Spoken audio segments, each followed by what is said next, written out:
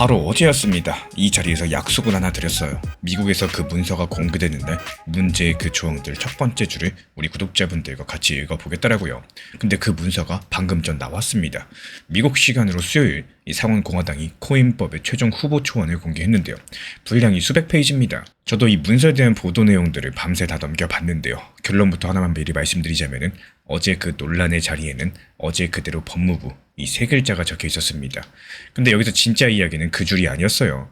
소송을 당할 수 있는 명단에 공직자가 아닌 이름이 한 개 더 올라가 있었거든요. 그래서 오늘은 그 얘기까지도 전부 다 해드리도록 하겠습니다. 먼저 지금 분위기가 어떠냐? 좋지가 않습니다. 문서가 공개된 바로 그날에 미국 의회에서 반대 목소리가 바로 터져나왔습니다. 그것도 이 법에 찬성표를 줬었던 협상의 중심에 있는 민주당 의원 두 사람의 입에서 반대표가 나왔기 때문에 상당히 의미 있다라고 볼 수밖에 없어요. 엘스 브룩스 의원은요. 의사당에서 기자들에게 이렇게 말을 했습니다. 지금 미국 법무부 봐라. 전혀 진지하지 못한 조직이다. 무업 상태의 법무부가 이걸 감독한다는 건 말이 안 된다라고요. 그러면서 주마다 있는 법무장관이 뒤를 받쳐주는 장치가 꼭 필요하다라고 전달을 했고 같은 당 갤러거 의원도요. 짧게 잘랐습니다. 진지한 제안이 아니다. 미국 CNBC가 현장에서 전한 내용입니다. 1년 넘게 기다린 법인데 마지막 문서가 나온 날 이런 말이 나왔다라는 거예요. 그래서 여기까지만 들어보시면은 이번에도 어렵겠구나 이런 생각이 드실 거예요. 그런데 여기서 이상한 게 있죠. 반대는 그대로인데 표결 준비는 오히려 빨라지고 있거든요. 이 블룸버그는 상원 공화당 대표 존 튠 의원이 이르면은 다음 주에 표결을 추진할 계획이다라고 전달을 했고 튠 의원 사무실은 코인데스크에 며칠 안에 본회의 절차를 시작하겠다고 직접 밝혔습니다. 반대하는 사람은 그대로인데 왜 밀어붙이는 걸까요? 그리고 아까 말씀드린 그 이름 공직자 명단에 왜 거래소가 들어가 있는 걸까요? 이 두 가지 질문에 답을 하시려면은 일단 문서를 직접 한번 읽어보셔야 됩니다. 그래서 우리 구독자분들 다 읽어보시기 어려우니까 제가 읽어보고 여기에 대해서 한번 말씀을 드려볼게요. 이 조항은 크게 네 덩어리로 보시면 돼요. 한번 쉽게 풀어드리겠습니다. 먼저 첫 번째 조항, 대통령, 부통령, 연방 국회의원, 연방 판사 같은 공직자들 그리고 여기에 따른 그 배우자들까지도 이 자리에 있는 동안 돈을 받고 코인을 만들거나 밀어주는 게 금지됩니다. 근데 이 금지에는 끝나는 날짜가 적혀 있습니다. 2029년 1월 20일까지입니다. 이 날짜 잠깐 접어뒀다가요. 이 뒤에서 다시 꺼내겠습니다. 상당히 중요해요. 그리고 두 번째, 이미 가지고 있는 코인이나 코인 회사 지분은 팔아야 됩니다. 팔지 않으려면 본인이 들여다볼 수가 없고 이래라 저래라 할 수도 없게 다른 사람에게 통째로 맡겨야 됩니다. 이걸 블라인드 신탁이라고 부르는데 이름 그대로 주인이 보지 못하게 만들어 놓은 계좌입니다. 그리고 세 번째, 이걸 어기면 누가 잡느냐? 미국의 법무부가 잡아요. 미국 검찰을 지휘하는 정부 부처가 잡게 됩니다. 감옥에 보내는 형사처벌이 아니라 소송을 걸어서 돈으로 책임을 물어보는 방식인데요. 그리고 바로 여기에 대해서 그 문장이 있습니다. 금지된 코인인 걸 알면서 거래소에 여기다가 상장을 시켰다? 그러면 그 거래소도 법무부가 소송을 걸 수가 있다는 거예요. 그럼 앞으로 거래소도 리스크가 상당하겠죠. 그리고 이어지는 네 번째, 공직자가 우리 돈으로 약 150만 원 넘는 코인을 팔면은 그 내역을 깔끔하게 공개해야 되고 정부가 일을 제대로 하는지 검사하는 회계감사원이 남은 구멍이 있는지 없는지 추가로 연구하게 됩니다. 그리고 여기서 한 가지 더요. 코인데스크 보도를 보면 이 규칙들, 법이 통과된다고 바로 시작되는 게 아니에요. 준비 기간이 1년 정도 주어질 예정인데 여기서 CNBC는 트럼프 대통령이 재산을 신탁으로 옮기는데 1년을 받게 되고 그동안 수익 활동은 계속할 수 있다라고 짚었습니다. 여기까지는 공개된 문서랑 그리고 상명서에 적혀있는 내용들 그대로 전달드린 건데요. 여기서 제 생각은 아직까지 하나도 보태지 않았어요. 그리고 이 네 가지 덩어리가 머리에 들어오면은 두 의원이 왜 화가 났는지도 바로 보이기 시작을 하실 겁니다. 어기는 사람을 잡는 게 법무부인데요. 법무부 장관을 뽑는 권한이 누구한테 있죠? 바로 대통령입니다. 그러니까 이 법이 가장 크게 감시해야 할 사람이 감시하는 조직의 인사를 결정을 한다는 거예요. 정말 아이러니한 상황이죠. 이게 어제 영상에서도 짚어드렸던 바로 그 구조가 지금 문서에 그대로 남아서 나온 건데 왜 이런 조항들이 생겼는지 다들 아실 겁니다. 이 트럼프 대통령 본인이 코인으로 벌어들인 돈 이야기 앞선 영상들에서 그 숫자로서 많이 전달드렸습니다. 대략 2조 원 정도를 조금 넘게 벌었어요. 그래서 그 두 의원이 요구하는 거는 이 대안까지 구체적인 상황인데요. 주 법무장관 그리고 미국은 주마다 검찰의 최고 책임자를 따로 두고 있는데 이 사람들은 대부분 주민들이 직접 투표로 뽑습니다. 대통령이 어쩌지 못하는 사람들이라는 거죠. 이 사람들도 소송을 걸 수 있게 뒤에 세워달라. 이게 바로 반대표의 핵심인 겁니다. 근데 여기서부터가 오늘 영상에서 가장 중요한 핵심 부분이 되겠는데요. 말 그대로 백악관이랑 공화당은 왜 그렇게 주 법무장관을 안 받으려고 할까요? 대통령을 지키려는 것처럼 보이는데 사실 이유가 하나 더 있습니다. 아까 그 거래소 조항 기억나시죠?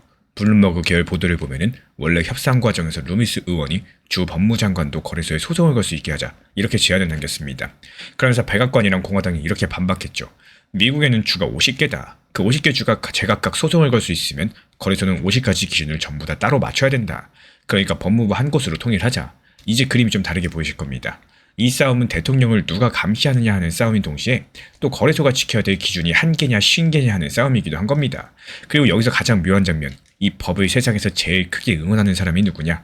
바로 미국 최대 거래소 코인베이스의 대표 암스트롱입니다. 이 법안이 표결 준비를 마쳤다. 미국 유권자 70%가 통과를 바란다. 이런 식으로 목소리를 높이고 있는 상황인데, 참고로 이 70%라는 숫자가 어떤 조사에서 나온 건지 그 근거는 확인이 불가능해요. 그냥 암스트롱 본인의 주장이다, 뭐 이렇게 들어주시면 되겠습니다. 근데 그렇게 응원하는 법 안에 자기 회사 같은 거래소가 소송당할 수 있다, 이런 문장이 들어있다는 거예요. 물론 여기에는 조건이 있습니다. 금지된 코인인 걸 알면서도 올렸을 때만인데 일부러 그런 코인들을 올리지 않으면 해당이 없겠죠. 그래도 자기가 미는 법에 자기 업종이 소송 대상으로 적히는 일 흔치는 않은 상황입니다. 그리고 여기서 이상한 게 하나 더 남아있죠.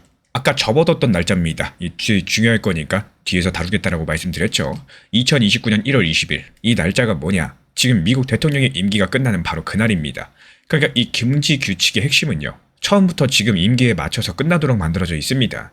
여기에 아까 그 준비기간 1년을 붙여볼까요? 이번 여름에 법이 통과된다 치면 1년 준비하고 나서 규칙이 실제로 작동하는 기간들, 대략 1년 반 남짓이라는 계산들이 나올 수밖에 없겠고, 이건 제가 해본 계산이고요. 트럼프 대통령에게 정확히 언제부터 적용되는지는 아직까지 불분명하다라고 코인데스크도 명시를 했다 보니까 그 부분은 열어두도록 하겠습니다. 다만 백악관은 이 조항을 역사상 가장 포괄적인 윤리조항이라고 불렀는데요. 가장 포괄적이라는 말이랑 또 끝나는 날짜가 처음부터 적혀있다는 사실, 같은 문서 안에 함께 있는 겁니다.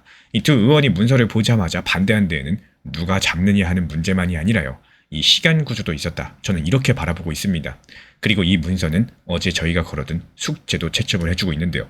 어제 영상 마지막에 3가지를 지켜보자고 말씀드렸었죠. 문서의 집행자가 누구로 적히는지, 협상했던 두 의원이 뭐라고 반응하는지, 표결 일정이 실제로 잡히는지. 이 중에 지금 2개가 무려 하루 만에 채워져 버렸습니다. 집행자는 법무부 그대로였고요. 두 의원의 반응은 반대입니다. 근데 3번째, 표결 준비는 멈추기는커녕 오히려 지금 빨라지고 있죠. 심지어 통과에 필요한 표가 몇 개인지도 신문마다 다르게 나오기 때문에 블룸버그 측에서 민주당에서 최소 7명이 찬성해야 된다고 했는데 코인데스크는 최소 10명이 필요하다고 말합니다. 이게 왜 따르냐? 지금 공화당 안에서도 반대표가 나올 걸로 예상되는 의원이 2명 있다. 이런 외신 분석이 있기 때문에요. 그걸 계산에 넣을지 말지 이 차이입니다.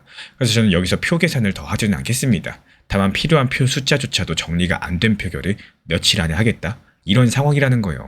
이게 지금 워싱턴의 실제 모습인 거고 있는 그대로 전달드리는 겁니다. 그럼 지금 공화당은 뭘 믿고 이렇게 표결을 서두르고 있는 걸까요? 말 그대로 서두르는 데에는 믿는 구석이라는 게 존재하겠죠. 지금 여기에 따른 실마리 있는 이 법안 협상을 이끌어온 루미스 의원의 행동 2가지에 있습니다. 먼저 첫 번째, 루미스 의원은 문서 공개에 맞춰서 성명을 냈는데 그 내용이 뜻밖이에요. 반대하는 민주당을 비난한 게 아니라요, 이 초안에 기여해준 민주당이 감사한다. 그리고 며칠 안에 합의에 도달해서 이 법을 법으로 만들겠다고 약속을 했습니다. 반대 성명이 나온 날에 감사 인사가 나왔다는 거, 이 문서가 끝이 아니라 협상의 출발점이라는 신호탄으로 읽어볼 수가 있겠죠. 실제로 에이스 브룩스 의원도 반대하면서 이렇게 덧붙였어요. 여기서부터 계속 협상해서 모두가 책임지는 합의를 만들겠다. 문을 닫은 게 아니라 고칠 곳을 짚은 건데요. 그리고 2번째, 루미스 의원이 SNS에 올린 글인데요. 이건 절차 얘기가 아니라 내용 얘기입니다. 몇 년 전 테라라는 코인이 무너지면서 우리 돈으로 약 60조 원이 사라졌고 남아있던 재산마저도 파산 절차 안에서 대부분 없어졌다라고 해요. 그리고 이 법은 회사가 망해도 고객 재산이 다른 빚을 받을 사람들 몫으로 넘어가지 않게 보장한다, 뭐 이런 내용들입니다. 지금까지 이 법을 둘러싼 싸움들이 전부 대통령을 어떻게 감시하느냐였다면은 이제는 피해자를 어떻게 보호하느냐로 설득의 방향성을 틀고 있다는 거고, 이게 백악관 쪽에서도 실무 책임자가 민주당은 미리 합의를 안 하다가 마지막 순간에 합의하는 경우가 많다, 통과에 매우 가까워졌다, 이렇게 말을 했습니다. 물론 한 발 떨어져서 들으실 필요는 있겠죠. 암스트롱도, 백악관 실무 책임자도, 루미스 의원도 전부 다 이 법이 통과되기를 바라는 쪽 사람들이니까요. 그리고 지금 민주당 안에는 윤리 문제 말고도 범죄 수사 관련 조항에 대해서 수사기관들의 동의가 있어야 찬성하겠다, 이런 의원이 2명 더 있다는 보도도 나오고 있기 때문에 아직까지 변수는 충분히 남아있다는 거. 그래서 저는 개인적으로 승부처가 표결 날짜가 아니라고 보고 있습니다. 지금 며칠 안에 나올 만한 다음 수정본의 주 법무장관, 이 5글자가 들어가느냐, 이게 승부처라고 보고 있어요. 이게 만약에 들어가면 8월 첫 주 휴회 전에 표결 시도하는 게 기본 경로가 될 거고요. 들어가지 않은 채로 밀어붙인다면 작년 봄에 다른 코인법이 그랬던 것처럼 한번 부결을 감수하고 문구를 고쳐서 다시 표결하는 수순의 가능성으로 읽어볼 수가 있겠습니다. 그리고 이렇게 보는 근거는 3가지입니다. 첫 번째, 두 의원은 그냥 반대한 게 아니라 뭘 고치면 되는지까지 답까지 말했습니다. 이 조건이 구체적이면 협상은 되겠죠. 두 번째, 협상 책임자인 루미스 의원이 공개적으로 며칠 안에 합의하겠다고 약속하고 감사까지 표했습니다. 고칠 뜻이 없다면요, 절대로 나오기 어려운 말이겠죠. 그리고 세 번째, 지금 민주당, 공화당 양쪽 다 시간이 없습니다. 이 코인데스크 계산으로 봤을 때 상원이 워싱턴을 떠나기까지 보름 남짓 8월 첫째 주가 사실상 마지막 기회고요.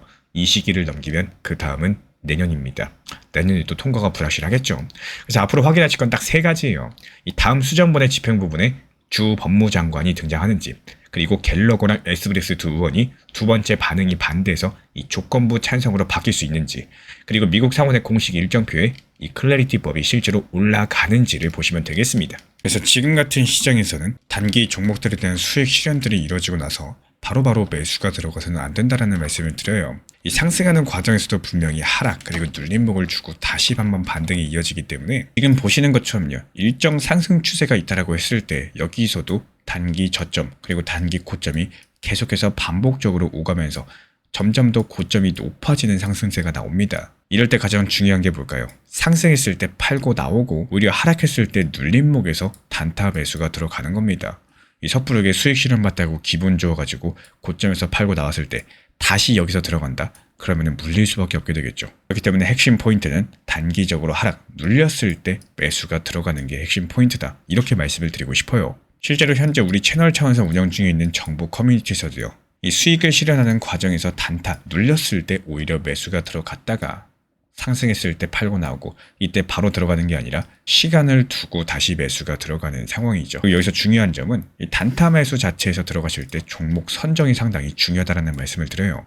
정말 당연하게도 지금 시장에서 주력 종목들, 주력 테마 종목들 위주로 매수가 들어가셔야 되는 게 당연한 거고, 최근에 힘이 강했던 종목들, RWA 테마라거나 AI 인공지능 테마라거나 디파이라거나 여러가지 힘이 강한 섹터 종목들을 최소 10개에서 20개 정도씩 미리 추려놓고 있기 때문에 그 중에서 타점 맞는 것들만 실시간으로서 추천을 드리고 있습니다. 결국에 지금 같은 시장은요, 이 상승하는 과정에서 수익 내기가 너무나도 쉽고 무조건 수익을 보셔야 되는 너무 좋은 시장입니다. 이 상승과 하락 파동을 이용해서 수익 내고 나서는 오히려 한 템포 쉬었다가 눌렸을 때 매수 추천이 나가고 있기 때문에 그래도 하루에 한 종목에서 두 종목 정도씩은 꾸준하게 수익 내는 방법들에 대해서 말씀을 드리고 있습니다. 현재 보이는 번호로 문자 신청 남겨주시면 입장 안내 도움드리고 있고요. 구독과 좋아요만 눌러주시고 영상 보면서 따라와 주시기 바랍니다. 제가 안내해드리고 있는 코인신사 채널 멤버십 전용방에 대해서 짧게 설명드려 보도록 하겠습니다.